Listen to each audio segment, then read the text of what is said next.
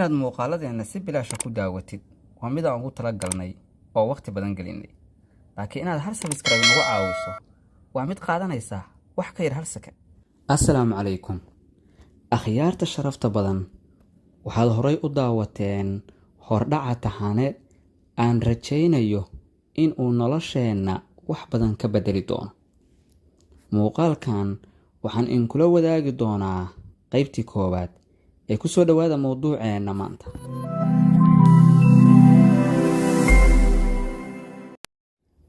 aan mar kale ku xasuusiye, waxaan hordhaca kuugu sheegay inaan kula wadaagi doono ilaa 8 tilaabo oo muhiim ah maalmaha Khamiista iyo Isniinta.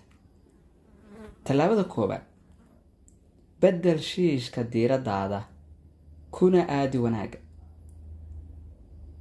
qof kasta oo naga mid ah waxaa laga doonayaa in uu noqdo mid wanaagga raadiya. noloshaada oo dhan diiradda saar wanaagga.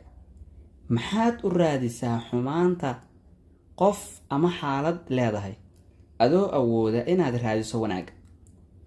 inteena badan waxa aan samaynaa inaan xumaanta iyo daldaloolada keliya raadino oo aan arki weyno wax walba oo wanaag ah haba yaraatee. walaalkay qaliyo, aan kula wadaago sheeko khusaysa mowduucan. nin ayaa waxa uu soo iibsaday nuuc eeyada ka mid ah oo dhif iyo naadir ah, oo ah nuuca dabaasha yaqaana ama biyaha dul sabeeya, si uu ugu ugaarsado shimbirta boolaboolada. ninkii markuu dhowr jeer tijaabiyey eeygiisa qaabka khatarta ah ee u tababaran yahay, ayaa waxa uu go'aansaday in uu saaxiibkiis la wadaago eeygiisa khatarta ah. maalin ayaa waxay ku ballameen inay soo ugaarsadaan shimbirta boolaboolada.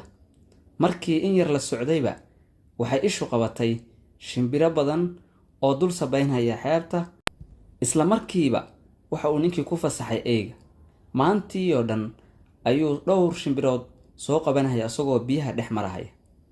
intaas kadib waxaa la soo aaday dhankaas iyo xaafadihii. waxa uu sugahayay ninkii eeyga iska lahaa in saaxiibkiis uu ammaani doono eeygiisa, balse saaxiibkii waa laga waayay wax ammaan ah. xoogaa kadibna ninkii eeyga soo gatay ayaa saaxiibkiis ku yidhi, bal wax faalla ah ama fariin ah ka bixin kartid ma jiraa eeygayga? haa, waan hayaa fariin, oo eeygaaga ma yaqaana dabaasha. hadda waa eeyga shimbiraha la wato soo qabtay. haddaba waa maxay fariinta sheekada? dadka qaar ayaa ku guul darraysta inay arkaan wanaagga si kasta oo uu cad yahay, iyo in dadka qaar badan mar kasta xumaanta keliya raadiyaan. kuwaas waa dadka xumaanta keliya arka, magacooduna waa xumaan arkayaal. haddaba si aad iskaga ilaalisid xumaan arkayaasha, aan kula wadaago astaamahooda. xumaan arkayaashu waa kuwo cabaad badan, taah badan, misna cabasho badan. xumaan arkayaashu waa kuwo jecel in iftiinka danshaan si mugdigu u soo baxo. xumaan arkayaashu waa kuwo aan rajayn xumaan keliya, balse waxa ugu xun ka fisha wax kasta. dadka xumaan arkayaasha ah, macaanka doolshuhu uma muuqdo, ee daloolka dhexda uu ku leeyahay ayaa u muuqda. xumaan arkayaasha nimcooyinka la siiyey ma arkaan, ee dhibaatooyinka soo mara keliya ayay arkaan. dadka xumaan arkayaasha ah waxay og yihiin in howlkarnimadu wanaagsan tahay, haddana waxay isweydiinayaan waxa shaqo adag ku kallifaya. haddaba aan ku xasuusiyo arrimo yar oo muhiim ah. inaad wanaagga aragto micnaheedu ma ahan inaad khaladaadka iska indhatirto. hab wanaagsan u fakeriddana micnaheedu ma ahan inaad wax walba aqbashay, balse micnaheedu waa in qofku noqdo mid xal raadis ah mar kasta. haddaba sidee qofku ku noqon karaa wanaag arke?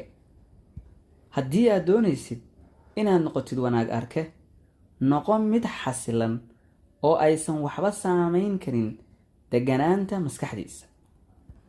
uga sheekee caafimaad, farxad iyo barwaaqo qof walba oo aad la kulantid.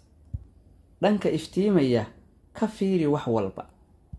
noqo mid himad u haya guusha dadka kale.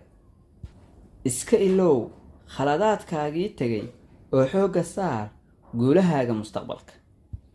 waqti badan ku bixi sidii aad naftaada u horumarin lahayd ilaa aad gaartid heer ah inaad waqti u weydid inaad cid kale wax ka sheegtid. noqo mid iskala weyn in uu walwalo, iskalana sarreeya in uu xanaaqo. waad ku mahadsan tahay daawashada muuqaalkan. fadlan nala wadaag qodobku soo jiitay hadduu jiro. mahadsan. inaad muuqaaladeena si bilaasha ku daawatid waa mid aan ugu talagalnay oo waqti badan gelinay. laakiin inaad hal subscribe nagu caawiso waa mid qaadanaysa wax ka yar hal second.